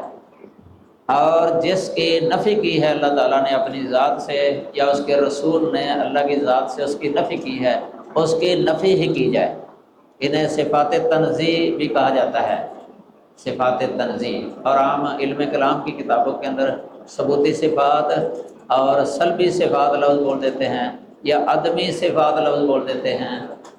اور یہ بھی یاد رکھیں کہ صفات جو ہے نا اللہ تعالیٰ کی جو صفات ہیں ثبوتی صفات یہ کمالیہ ہیں، سب کمالیہ ہیں، اور کمال بھی اعلیٰ درجے کا، اعلیٰ درجے کا کمال، ہر صفت اللہ تعالیٰ کے کمال پر دلالت کرتی ہے۔ اور یاد رکھیں کہ اللہ تعالیٰ کے کمالات جو ہے نا غیر محصور ہیں، اللہ کے کمالات غیر محصور ہیں سلف کے نزدیک کتاب و سنت کی روشنی میں، یعنی ہر صفت جو ہے نا اس کے کمال پر دلالت کرتی ہے، تو جتنی صفات ہیں اتنے ہی کمالات ہیں اللہ تعالیٰ کے۔ لیکن افسوس ہے یہ لوگ جو جہمیہ تھے پرانے دور میں، جہم بن صفوان کے پیروکار، جنہوں نے اللہ تعالیٰ کی صفات کی نفی کی تھی، انہوں نے اللہ کے بارے میں کہا کہ اللہ ذات مجرد ہے، مجرد کا معنی خالی، صفات سے خالی، کہ اللہ کی کوئی صفت نہیں ہے، اللہ کی کوئی صفت نہیں ہے، اور اس سے اللہ کی تنقیص نکلتی ہے۔ مطلب اللہ تعالیٰ صفات والا ہے، یہ کمالات ہیں، تو یہ تو کمالات کی ہی نفی ہوگی، اللہ تعالیٰ کے کمالات کی نفی ہو گئی۔ اللہ ذات مجرد، یہ عام طور پہ شیخ الاسلام ابن تیمیہ رحمہ اللہ کی کتابوں کے اندر اس کا بڑا ذکر ہے، شرح عقیدہ طحاویہ کے اندر بڑی تفصیلات ہیں اس پر، صفات باری تعالیٰ کے شروع میں ہے بلکہ۔ تو یہ اللہ کے کمالات کی وہ نفی کی ہے ان لوگوں نے، اور بہانہ کیا بنایا، کہتے ہیں کہ اگر اللہ تعالیٰ کی صفات کو ہم مان لیں تو یہ صفات مخلوق کی بھی ہوتی ہیں، تو پھر تو تشبیہ لازم آ جائے گی مخلوق کے ساتھ، تو اللہ کے لیے تنزیہ لازمی ہے، تنزیہ کرتے کرتے صفات کی ہی نفی کر کے۔ ان لوگوں نے تنزیہ کے اندر مبالغہ کیا ہے، نفی کے اندر مبالغہ کیا ہے، تنزیہ کرتے کرتے یعنی غلب کیا کہ صفات کی ہی نفی کر کے۔ ان کے مد مقابل ایک گروہ تھا جنہیں مشبہہ کہا جاتا ہے، انہوں نے اس بات کے اندر غلب کیا ہے، شرح طحاویہ کے اندر لکھا ہے کہ انہوں نے نفی میں یا تنزیہ میں غلب کیا تو صفات کی نفی کر کے، انہوں نے ثابت کرنے میں نفی غلب کیا مشبہہ نے، یہ اس طرح ثابت کی جس طرح مخلوق کے لیے ہیں، مخلوق کے ساتھ تشبیہ دے دی کہ ہماری طرح ہی۔ لیکن سلف صالحین کا عقیدہ جو حق ہیں وہ یہ ہے کہ اللہ تعالیٰ کی صفات ہم مانتے ہیں لیکن تشبیہ کے بغیر، اللہ کی تنزیہ بھی کرتے ہیں، صفات کو مانتے ہیں لیکن تشبیہ نہیں دیتے۔ یہ آگے آ جائے گا اسی کتاب کے اندر جو ہے نا، یہ وسطیت اہل سنہ آگے آنے والا ہے۔ تو اللہ تعالیٰ کی صفات کے بارے میں یہ سلف کا عقیدہ یہ ہے کہ ان کو ثابت کیا جائے۔ شروع میں ہی شیخ الاسلام ابن تیمیہ رحمہ اللہ نے یہ عقیدہ واسطیہ کے اندر لفظ ذکر کیا ہوا ہے۔ اہل سنہ جس طریقے سے جو ہے نا اللہ تعالیٰ کی صفات کو مانتے ہیں، یعنی تعویل نہیں کرتے، تحریف نہیں کرتے، تعطیل نہیں کرتے، تکییف کے بغیر بھی، یعنی کیفیت بھی بیان نہیں کرتے، کیفیت بھی نہیں بیان کرتے، یہ ہیں اہل سنہ والجماعہ۔ تو یہ اہل سنہ کا عقیدہ ہے آپ کے سامنے انشاءاللہ۔ اور یہ بات آپ یاد رکھیں، امام ابن تیمیہ رحمہ اللہ نے یہاں اللہ تعالیٰ کی صفات کو ثابت کرنے کے لیے یہ 109 آیات جو ہے نا ذکر کی ہیں، یہ ہمارے سامنے جو ہیں چھوٹے چھوٹے ٹکڑے، جتنا تھا نا بنے محل شاہد، تقریباً اتنی آیت لکھی ہے، پوری آیتیں نہیں لکھی کیونکہ پتہ چل جاتا ہے پڑھنے والے کو کہ اتنا ہی مقصود ہے، 109 پرانی آیات کریمہ، ان میں سورۃ الاخلاص بھی لکھی ہے اور آیت الکرسی بعد میں لکھی ہے، یہ مکمل لکھی ہے، اور 17 احادیث لکھی ہیں، 17 احادیث نبویہ، اور کتاب و سنت دونوں کو ملا کے جو ہے نا 126 نصوص ذکر کرتی ہیں، 126 نصوص، ان میں اسماء حسنہ اور صفات اولیاء کا ذکر ہے، اور انہوں نے کہا ہے کہ یہ فرقہ ناجیہ اہل سنہ والجماعہ طائفہ منصورہ، یہ ان کا عقیدہ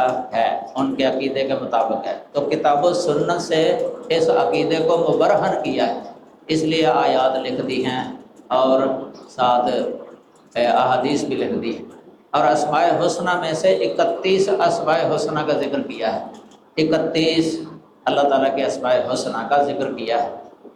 اور یاد رکھیں صحیح بخاری کے اندر کتاب و توحید کے شروع میں اللہ تعالیٰ کے اسماء حسنہ میں سے تقریباً 25 اسماء کا ذکر ہے، وہ جو ادھر ہے نا بخاری کے اندر وہ ادھر بھی ہیں الحمدللہ۔ گویا کہ امام بخاری، امام شیخ الاسلام ابن تیمیہ رحمہ اللہ نے یہ لکھتے وقت صحیح بخاری کو مد نظر رکھا ہے، کیونکہ صحیح بخاری اصح الکتب بعد کتاب اللہ، قرآن کے بعد سب سے زیادہ صحیح کتاب بخاری ہے، بخاری اور مسلم کو مد نظر رکھا ہے۔ تو یہ صفات جو ہے نا یہ تقریباً 38 شیخ الاسلام نے ذکر کی ہیں، 38 صفات باری تعالیٰ، اور نصوص ان کی دلیلیں لکھ دی ہیں قرآن اور سنت سے۔ تو یہ اسماء و صفات ہے، شروع کے اندر 38 صفات۔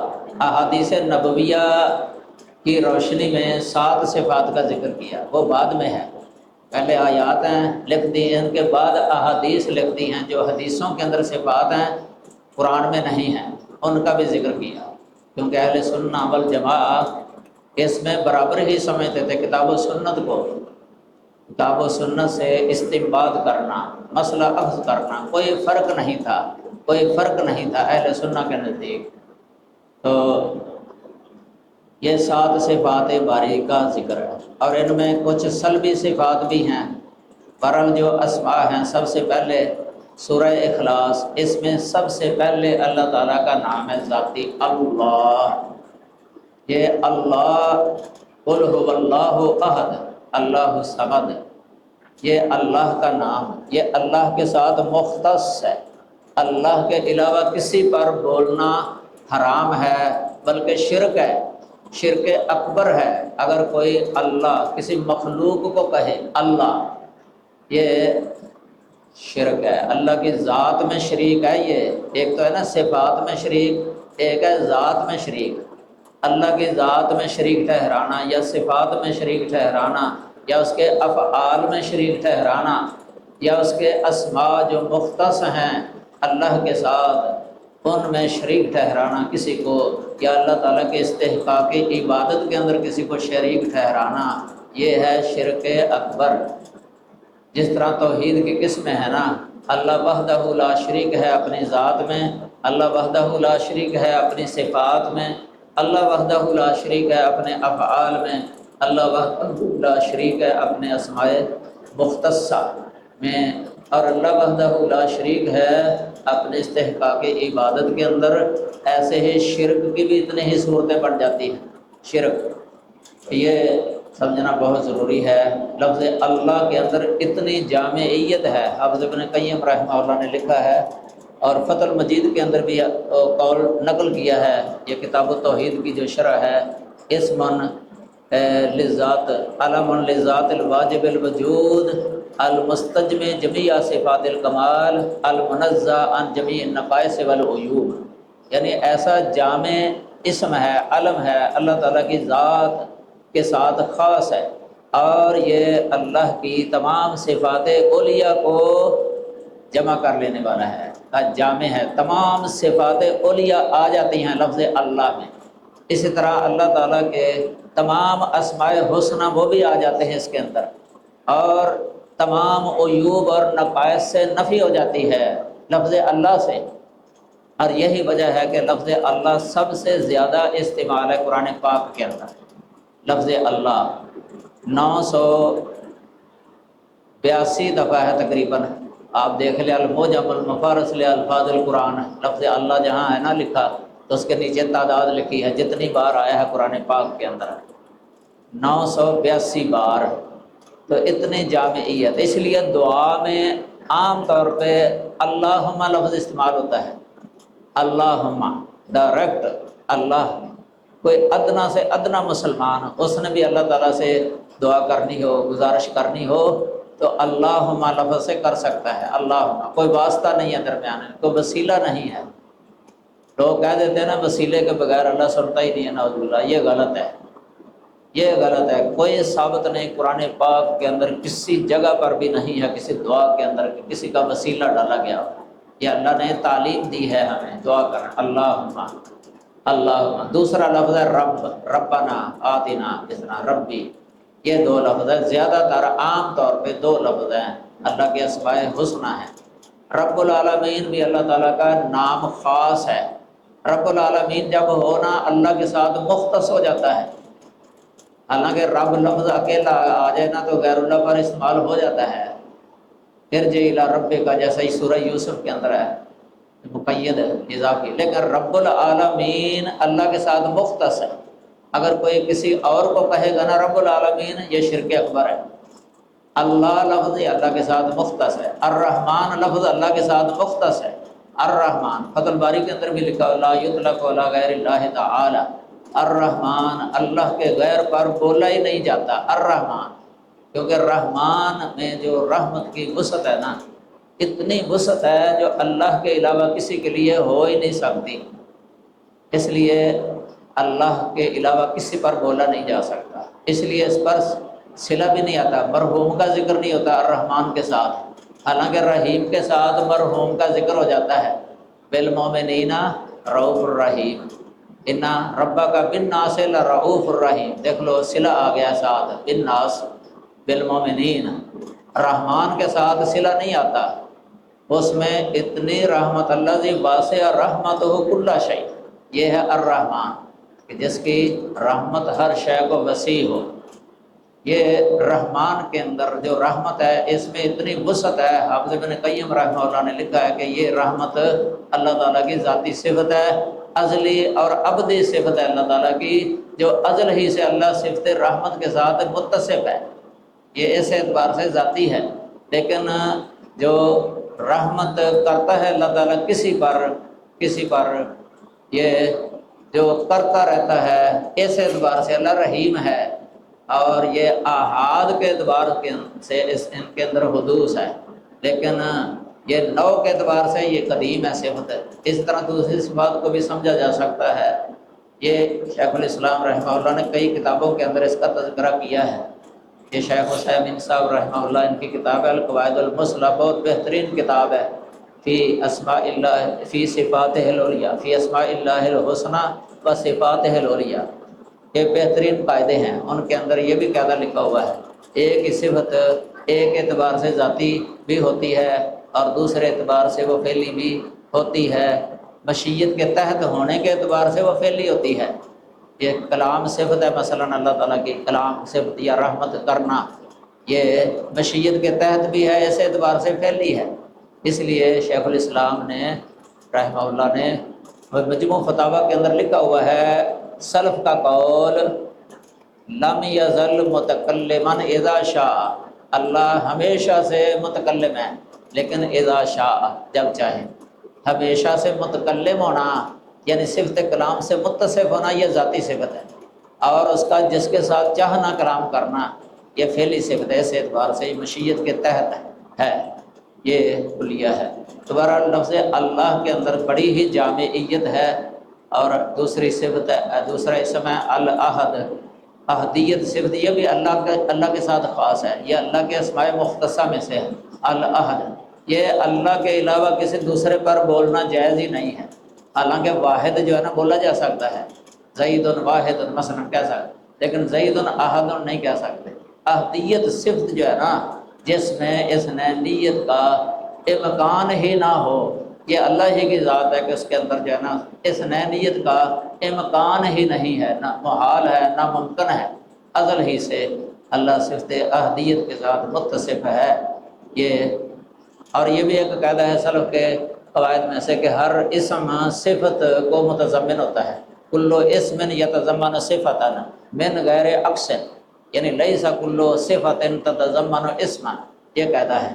ادھر جتنے یہ اسماء حسنہ ہے نا، یہ جو ذکر کیے ہیں، یہ 38 31، ان میں ہر اسم جو ہے نا یہ صفت کو متضمن ہے۔ مثلا لفظ اللہ یہ صفت الہیت کو متضمن ہے، اور الاحد صفت احدیت کو، الصمد صفت صمدیت کو، اور صمد جو ہے نا یہ ایسی صفت یعنی صمدیت کو جو متضمن ہے جس میں اللہ تعالیٰ کا غنا جو ہے نا وہ ظاہر ہوتا ہے، کمال غنا، کہ اللہ کو کسی کی بھی ضرورت نہیں ہے، اللہ کسی کا بھی محتاج نہیں ہے، کہ سب اس کے محتاج ہیں، کمال غنا یعنی وہ غنی ہے اور مغنی ہے۔ اور جتنی صفات ہیں اللہ تعالیٰ کی ان کا کمال جو ہے نا یہ ظاہر ہوتا ہے الصمد صفت کے ساتھ۔ یہ عبداللہ بن عباس رضی اللہ تعالیٰ عنہ کا قول بھی ذکر کیا ہے، یہ شرح عقیدہ واسطیہ کے جو درسی کتاب ہے، کہ جو جس کی 100 دند یعنی سرداری کامل ہو، اس کا حلم کامل ہو، اس کا علم کامل ہو، اس کا سمع کامل ہو، اور اللہ تعالیٰ کی صفات کے اندر یہ کلیہ ہے کہ وہ ابھی میں نے بتایا تھا کہ ہر صفت کمال کو متضمن ہے، کمال کو۔ اس سے مخلوق اور اللہ کی صفت کے درمیان فرق ہو جاتا ہے، کیونکہ مخلوق کی صفات جو ہے نا وہ کامل نہیں ہے، کامل نہیں ہے۔ مثلا آیت الکرسی کے شروع میں اللہ لا الہ الا هو الحی القیوم، صفت اسم مبارک الحی، یہ متضمن ہے کمال حیات کو۔ انسان کو جو حی کہا جاتا ہے یہ کمال حیات کو متضمن نہیں ہے۔ یہی وجہ ہے کہ مخلوق کی جو حیات ہے نا، ایک تو یہ دائمی ازلی ابدی نہیں ہے، عارضی ہے، اللہ کی طرف سے عطا کردہ ہے، اور اس میں موت بھی آ جاتی ہے، موت ختم ہو جاتی ہے، یہ حیات موت کے ساتھ، موت حیات کی ضد ہے۔ اس طرح بیمار ہو جاتا ہے بندہ اس حیات کے اندر، کمزور ہو جاتا ہے، ضعیف ہو جاتا ہے، بھول جاتا ہے، غفلت طاری ہو جاتی ہے، نیند آ جاتی ہے، اونگ آ جاتی ہے، کئی عیوب کئی نقائص لاحق ہو جاتے ہیں۔ اس حیات کو اللہ کی حیات جو ہے نا کامل ہی کامل ہے، اس لیے ساتھ فرمایا لا تأخذہ سنۃ ولا نوم، موت بھی نہیں نیند بھی نہیں۔ حدیث میں انت الحی الذی لا تموت، کہ تو وہ حی ہے جسے موت لاحق نہیں ہوتی۔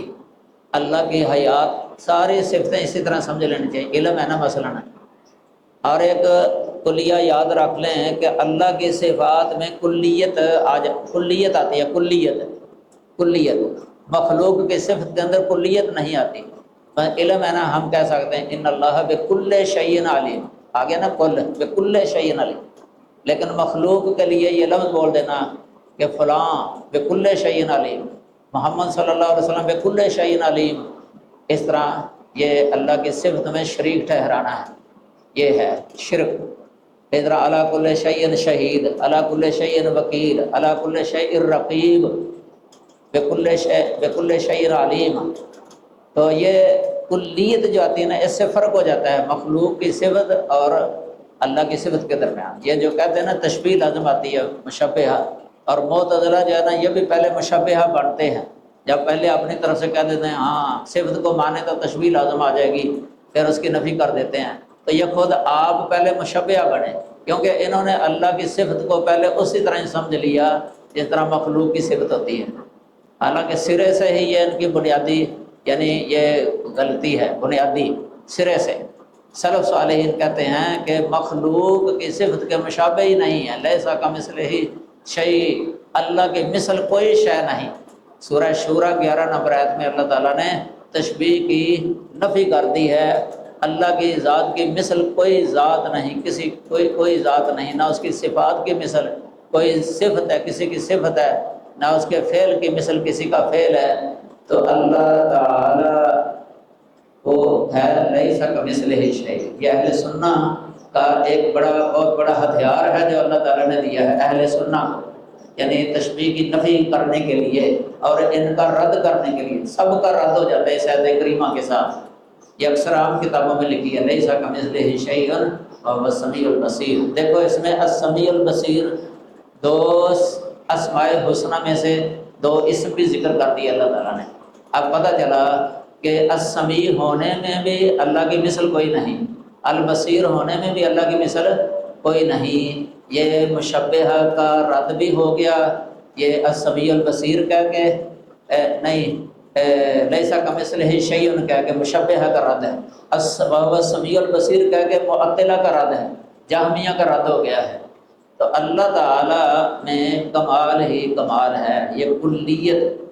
یہ عام طور پہ جو رسول اللہ صلی اللہ علیہ وسلم کے بارے میں لوگ کہہ دیتے ہیں نا کہ ہر شے کو جاننے والے، ہر شے کو جاننے والے، کئی تو یہاں تک کہہ دیتے ہیں عالم ما کان و ما یکون، عالم ما کان و ما یکون، حالانکہ یہ اللہ کی خاص صفت ہے، یہ عالم ما کان و ما یکون۔ آیت الکرسی سے ثابت ہے یہ یعلم ما بین ایدیہم و ما خلفہم، اس سے یہ نکلتا ہے کہ یہ اللہ کا خاصہ ہے، یہ عالم ما کان و ما یکون، یہ ہے کمال اللہ تعالیٰ کا۔ یہ عالم ما کان و ما یکون یہ اللہ کی صفت ہے، یہ اللہ کے علاوہ کسی پر یہ لفظ نہیں بولا جا سکتا۔ صفات کے اندر بھی اگر کوئی شریک کرے نا اللہ تعالیٰ کا کسی کو، یہ بھی شرک ہے۔ ایک شخص نے رسول اللہ صلی اللہ علیہ وسلم کے بارے میں کہہ دیا تھا ما شاء اللہ و ما شئت۔ اب دیکھو مشیت اللہ کی صفت ہے نا، تو آپ صلی اللہ علیہ وسلم نے کیا فرمایا تھا اجعلتنی للہ ندا، کیا تو نے مجھے اللہ کا ند بنا دیا ہے؟ دیکھو نا آپ نے نوٹس لیا ہے، فوراً نوٹس لیا اس کا، سمجھایا ہے، پھر کہا کل ما شاء اللہ وحدہ، یہ کہا کہ جو اکیلا اللہ چاہتا ہے نا اس طرح ہوتا ہے۔ قرآن سے ثابت ہے وما تشاءون الا ان یشاء اللہ۔ ایک روایت یہ بھی آتی ہے کہ یہ کہے ما شاء اللہ ثم ما شئت، اس میں فرق ہو جاتا ہے، ثم آ جائے تو ترتیب ہو جاتی ہے، یعنی محمد صلی اللہ علیہ وسلم کی مشیت اللہ کی مشیت کے تحت ہے، برابر نہیں ہے۔ اگر با ذکر کریں وہ مساوات ہو جاتی ہے، کیونکہ باب مطلق جمع کے لیے آتی ہے، گرامر کی کتابوں میں عام لکھا ہے باب مطلق جمع کے لیے آتی ہے، تو گویا کہ وہ مساوی جمع کر دیا برابر۔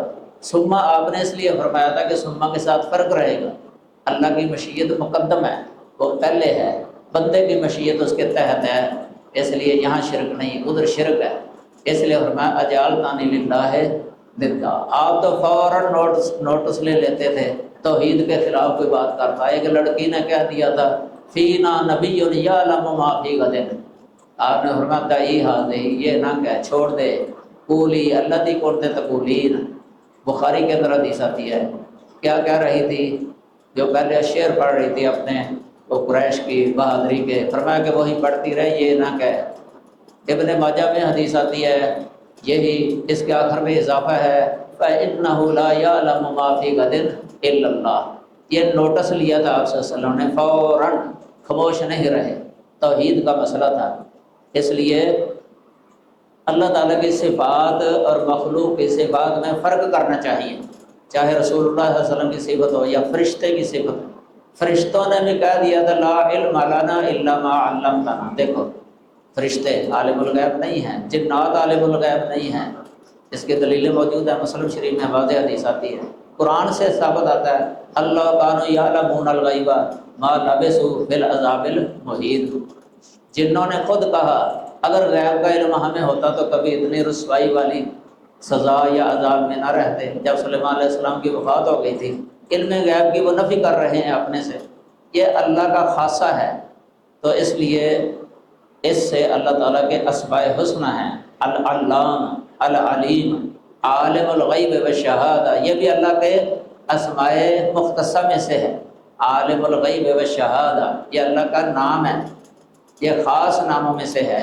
اللہ کے علاوہ کسی کو ہم یہ نہیں کہہ سکتے عالم الغیب والشہادہ۔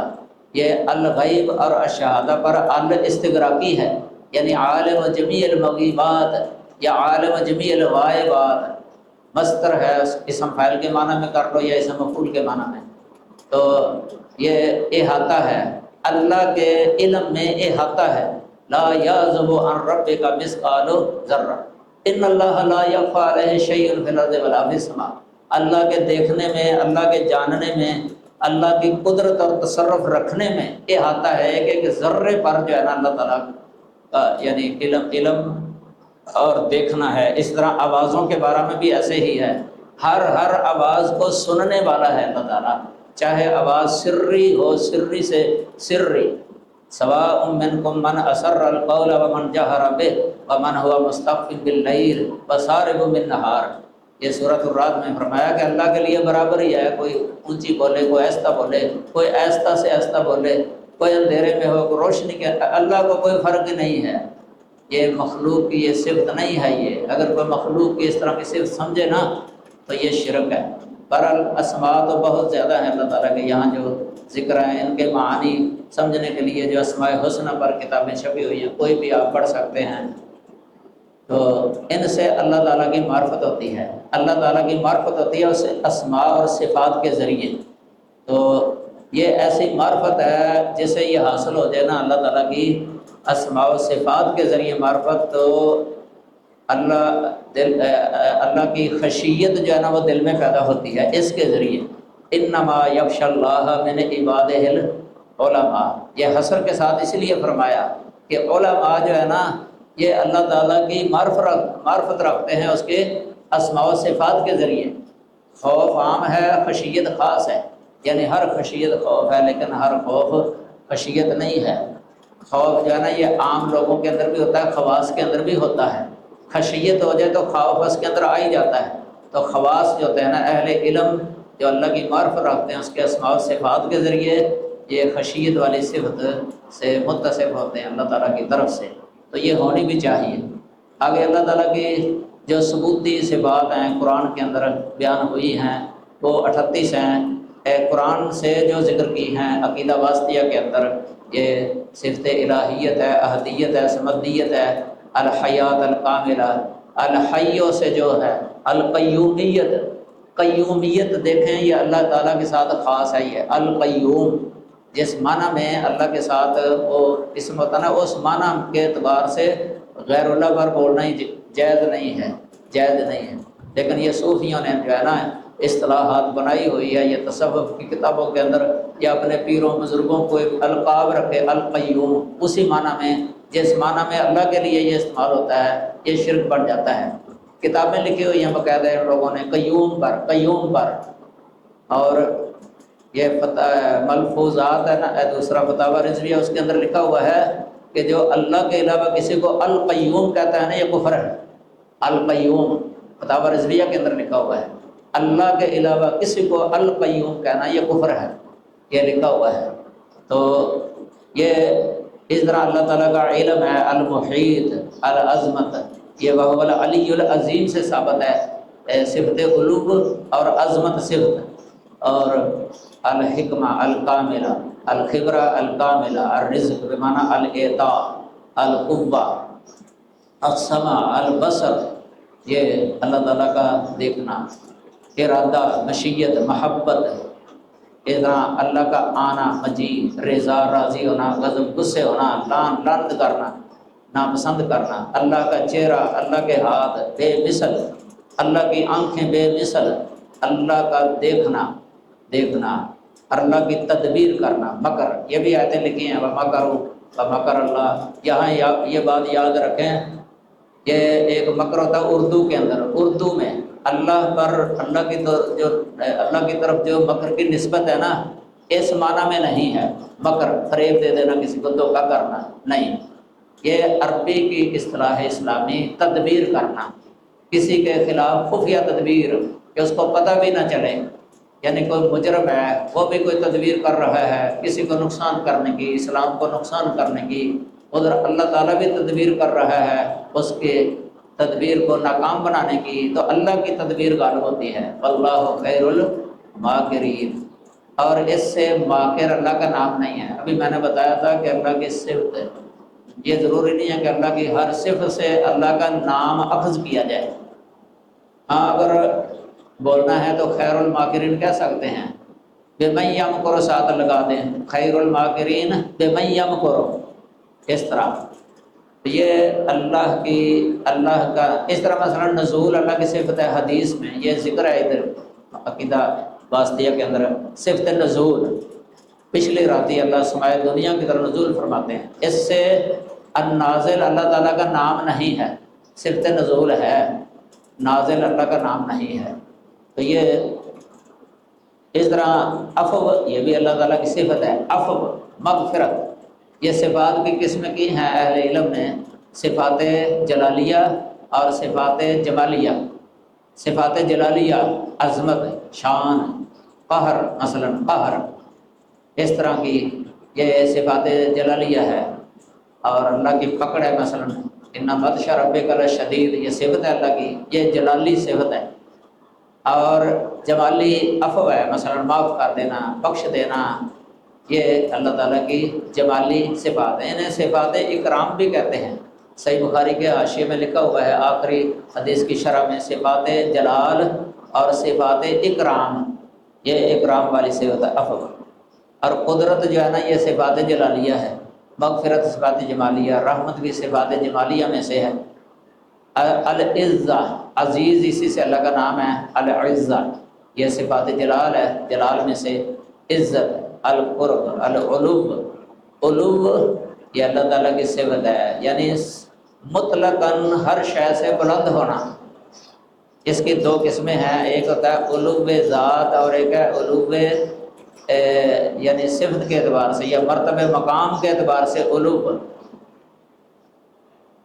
یہ متکلمین جو ہے نا، جو طویلیں کرتے ہیں، یہ ایک قسم کا اقرار کرتے تھے کہ مرتبہ مقام والا ہی علو ہے، لیکن اللہ کی ذات کا علو ہے نا کہ ہر شے کے اوپر ہونا، اس کی نفی کرتے تھے معتزلہ وغیرہ۔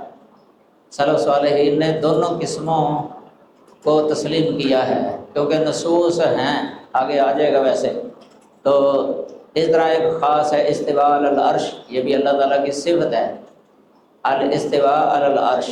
اس طرح صفت کلام، یہ کلام اللہ تعالیٰ کلام کرتا ہے، یہ بھی آگے ویسے آ جائے گا۔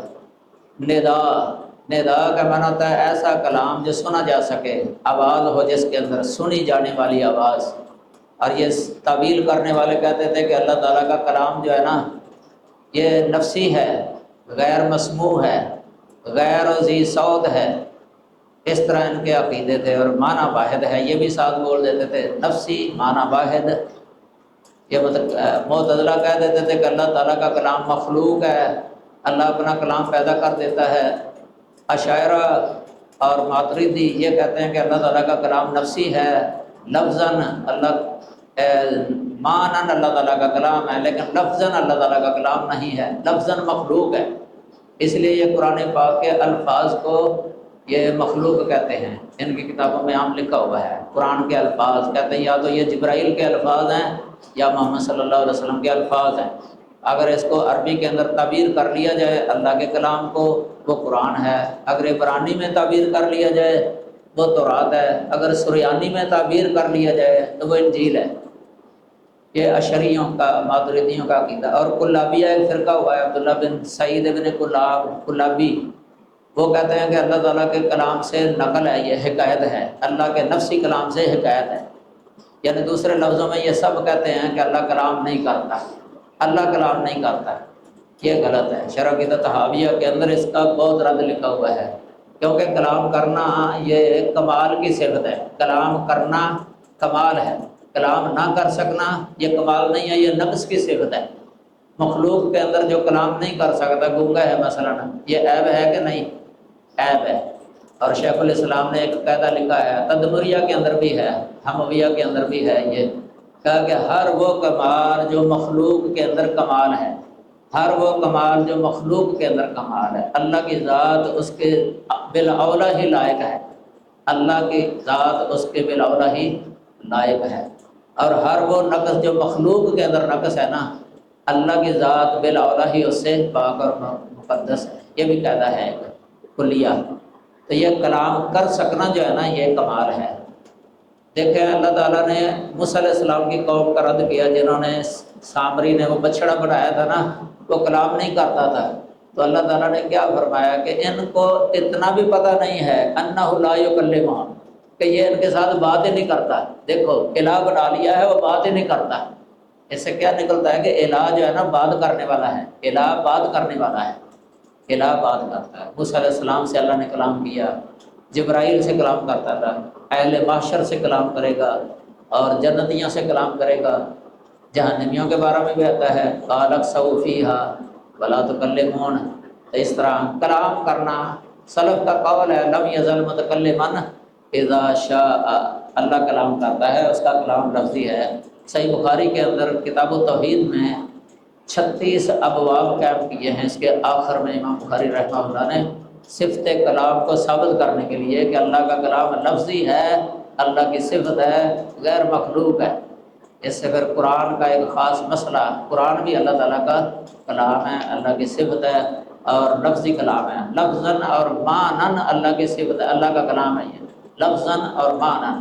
یہ کلمات اللہ ہی کے ہیں، اللہ ہی نے تکلم کیا ہے، اللہ ہی نے تکلم کیا حقیقت میں۔ یہ کہتے ہیں نہیں مجازن اللہ کی طرف نسبت ہو گئی ہے، مجازن۔ کئی کہہ دیتے ہیں نہیں تشریفی اضافت ہے، یہ جس طرح بیت اللہ کی اضافت ہے اللہ کی طرف، تشریفی بیت اللہ، اس طرح کہہ دیتے ہیں ناقۃ اللہ، اللہ کی اونٹنی، اس طرح کہہ دیتے ہیں شرف کی وجہ سے کہ یہ مقدس کلام ہے، اللہ کی نسبت ہو گئی۔ تو اصل میں اللہ کا یہ کلام نہیں ہے، نعوذ باللہ من ذلک۔ یہ ان کا عقیدہ ہے۔ بہرحال اس میں بڑی تفصیل ہے، پورا مقالہ ہے، میرا بھی الحمدللہ اس میں مقالہ ہے۔ میں نے شیخ الاسلام ابن تیمیہ رحمہ اللہ کے بارے میں کتاب بھی لکھی ہوئی ہے۔ یہ شیخ الاسلام ابن تیمیہ بحیثیت ایک عظیم محدث، اس میں اس پر کافی تفصیل ہے، اس مسئلے پر کلام باری تعالیٰ، کیونکہ دفاع ہے شیخ الاسلام ابن تیمیہ رحمہ اللہ کا۔ تو صفات یہ سلبی صفات تنزیہ یہ بھی ذکر کی ہے شیخ الاسلام نے، یعنی جن کی اللہ سے نفی کی گئی ہے۔ مثلا اللہ لم یکن لہ کفوا احد، اس کے لیے کفو کوئی نہیں، ہمسر اور برابر کوئی نہیں، اس کے لیے ند کوئی نہیں، اس کا سمیع کوئی نہیں۔ سمیع کا معنی نظیر کرتے ہیں، شیخ محمد صالح عثیمین رحمہ اللہ نے اس کی تشریح نظیر کے ساتھ کی ہے کہ اس کی نظیر کوئی نہیں ہے، اس کا کوئی ولی نہیں ہے۔ اس اعتبار سے کہ اللہ کے اندر کوئی کمزوری آ جائے کسی کام کے کرنے میں تو اللہ اپنا ولی یعنی مددگار کوئی بنا لے، یہ نہیں ہے، اللہ اس سے پاک ہے۔ لم یکن لہ ولی من الذل فکبرہ تکبیرا۔ اس طرح یہ والد نہیں ہے اللہ تعالیٰ، لم یلد ولم یولد، یہ وہاں سے بھی نکلتی ہیں، یہ اسے اونگ نہیں آتی، یہ اونگ کا آنا یہ تنزیہ صفت ہے، اس سے تنزیہ ہے اللہ کی، پاک ہے، مقدس ہے۔ اسے نیند نہیں آتی، اونگ نہیں آتی، موت نہیں آتی، کبھی اللہ تھکتا نہیں ہے۔ مثلا اللہ تعالیٰ ما مسنا من لغوب، قرآن میں ہے آسمان زمین کو بنایا 6 دنوں کے اندر، وما مسنا من لغوب، یہ یہودیوں کا رد ہے۔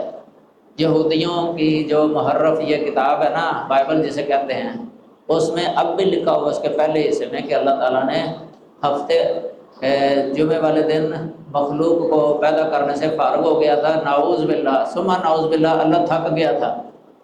پھر وہاں عربی بائبل کے اندر لفظ فاستراح یوم السبت، یعنی ہفتے والے دن اللہ تعالیٰ نے آرام کیا تھا، لیٹ گیا تھا، نعوذ باللہ من ذالک۔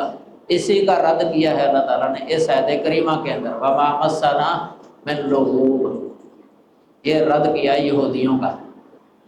اس طرح یہ صفات ہیں جو سلبی ہیں، باقی صفت نزول ہے اللہ تعالیٰ کی، یہ برحق ہے۔ اللہ کا خوش ہونا، اللہ کا ہنسنا، یہ قرآن میں تو نہیں ہے، حدیثوں کے اندر ہے، یہ کافی حدیثیں آتی ہیں اس کے بارے میں۔ ہنسنا یہ بھی ذکر کیا شیخ الاسلام نے، اللہ کا تعجب کرنا، یہ مخلوق کے تعجب کرنے کی مثل نہیں ہے۔ اس کا ویسے شیخ البانی صاحب رحمہ اللہ، ان کا ایک فتاوی ہے البانیہ، اس میں بحث لکھی ہوئی تو کہتا ہے اس کے بارے میں اللہ، اور شیخ الاسلام سے بھی سوال ہوا تھا تعجب کے بارے میں، انہوں نے کہا تھا کہ یہ مخلوق کے تعجب کی مثل نہیں ہے۔ مخلوق کی صفات کو جو چیزیں لازم ہوتی ہیں نا، ان سے اللہ تعالیٰ پاک ہے، مقدس ہے، منزہ ہے اللہ تعالیٰ کی ذات۔ اس طرح اللہ تعالیٰ کا پاؤں، اللہ تعالیٰ کی کلام کے اندر صوت کا ہونا، آواز کا ہونا، یہ حدیثوں میں ہے۔ قرآن میں ویسے ندا کا لفظ آیا ہے، ندا بھی صوت کے بغیر، سنی جانے والی صوت کے بغیر نہیں ہوتا۔ اور قدمین کا ذکر حدیث میں آیا ہے، پاؤں، یہ بخاری کے اندر بھی یہ ساری ذکر ہے، کتاب التوحید کے اندر یہ صفات ہے۔ تو یہ یہاں یاد رکھیں آپ، پہلے میں نے بتایا تھا کہ اللہ تعالیٰ کی صفات کا دائرہ جو ہے نا اتنا وسیع ہے نا، ہمارے تصور سے باہر ہے، اس کی ہمارے ہاں کوئی حد نہیں ہے، کوئی شمار نہیں ہے، بے شمار، غیر محدود۔ لیکن یہ معولین جو ہیں، اشاعر اور ماتریدی دونوں ہی، انہوں نے اللہ تعالیٰ کی صفات کو محدود کر دیا۔ یہ 7 صفات کے قائل ہیں، 7 صفات، جن کو عقلیات کہتے ہیں، عقلی، یعنی اس لیے مانتے ہیں کہ کہتے ہیں کہ یہ عقل تقاضا کرتی ہے، عقل تقاضا کرتی ہے۔ تو وہ کون سے 7 صفات ہیں؟ حیات، ارادہ، قدرت، کلام، علم، سمع، بصر، یہ 7 صفات۔ اب دیکھیں ان 7 میں سے بھی بعض کی یہ طویل کرتے ہیں، اس طرح نہیں مانتے جس طرح سلف مانتے ہیں۔ ان میں سمع بصر ہے نا، کئی اشاعرہ اس کی طویل کرتے علم کے ساتھ، السمیع البصیر کی طویل کرتے ہیں العالم کے ساتھ یا العلیم کے ساتھ۔ یہ جلالین جو تفسیر مدارس میں پڑھائی جاتی ہے نا، اس کے اندر بھی یہ طویل کی ہوئی ہے۔ مفسر محلی جو ہے، محلی جلال الدین محلی، انہوں نے دونوں صفتوں کو ایک ہی بنا دیا، حالانکہ کل 3 ہے، یہ سمع بصر اور علم کل 3 ہے، تعویل کے ساتھ یہ ایک بن گئی، ایک بن گئی، یہ صحیح نہیں ہے۔ یہ تعویل کے ذریعے صفات کے دائرے کو تنگ کر دیا گیا ہے۔ پہلے کہہ دیا 7 ہیں، پھر 7 میں سے بھی ان کی بھی کر لی، پھر کلام کی تعویل بھی کرتے ہیں، جس طرح سلف اہل سنہ کا موقف ہے صفت کلام کے بارے میں کہ اللہ تعالیٰ کا کلام لفظی ہے، بے مثل ہے، سنا جا سکتا ہے، اور حروف بھی ہے اس کے اندر، آواز بھی ہے۔ تو موسیٰ علیہ السلام نے اللہ ہی کی آواز سنی تھی، ہم تو یہ عقیدہ رکھتے ہیں اہل سنہ والا، لیکن یہ کہتے ہیں نہیں، اللہ کی آواز نہیں تھی، اللہ کی آواز نہیں تھی، وہ درخت سے آواز آئی تھی، درخت کے اندر اللہ نے آواز پیدا کر دی تھی، مخلوق آواز، یہ غلط ہے۔ یہ تعویل کا نتیجہ ہے، کئی چیزوں کا انکار کرنا پڑتا ہے تعویل کے ذریعے۔ تو یہ ادھر نفسی کلام کہہ دیا، ادھر اس کی بھی کر لی، تو باقی کیا رہ گئی ہیں؟ تو یہ صفات اب دیکھیں، جو بے شمار صفات ہیں اللہ تعالیٰ کی، جنہیں عام اہل سنہ صفات فعل بھی کہتے ہیں یا فعلی صفات بھی کہتے ہیں، جو مشیت کے تحت ہوتی ہیں، کہ ان کو ان 7 میں سے کسی ایک کی طرف لٹا دیتے ہیں۔ 7 صفات کی طویل اس طریقے سے کرتے ہیں، کہتے ہیں کہ ان میں سے کسی ایک کی طرف لٹا دی جائے گی، پھر وہ ارادے کی طرف لٹا دیتے ہیں، ارادے کی طرف۔ یہ یاد رکھیں، صحیح بخاری کا جو حاشیہ ہے نا، عام درسی نسخہ، اس کے آخر میں جہاں کتاب التوحید کی کتاب ہے، شروع میں لکھا ہوا ہے، پہلے 2 قسمیں کی ہیں صفات کی، ثبوتی اور سلبی، پھر ثبوتی ان کو 7 کے اندر منحصر کیا ہے، پھر باقی جو ہے نا کہتے ہیں کہ سب جو ہے نا وہ ارادے کی طرف رجوع ہے، مرجع ان کا ارادہ ہے۔ آپ دیکھیں، محبت کرنا اللہ کی صفت ہے، رحمت کرنا اللہ کی صفت ہے، مغفرت کرنا اللہ کی صفت ہے، مثلا کلام کرنا اللہ کی صفت ہے۔ کہہ دیتے ہیں کہ ارادہ کرتا ہے اللہ تعالیٰ، ثواب دینے کا ارادہ کرتا ہے اللہ تعالیٰ، یہ طویل کرتے ہیں، محبت کرنے کی بھی، معاف کرنے کی بھی، مغفرت کی بھی، کئی صفات کی۔ اگر کوئی دوسری ہو، مثلا اللہ کا غضب ہے، مثلا یہ بھی صفت ہے اللہ تعالیٰ کی، غضب، کہتے ہیں نہیں، غضب تو اس سے مراد ہے انتقام لینے کا ارادہ کرتا ہے اللہ تعالیٰ، انتقام لینے کا ارادہ کرتا ہے اللہ تعالیٰ۔ نماز کا ٹائم ہونے والا ہے، تو یہ اب ہم نماز پڑھتے ہیں انشاءاللہ، نماز کے بعد باقی جو ہے نا انشاءاللہ العزیز، وآخر دعوانا الحمدللہ رب العالمین۔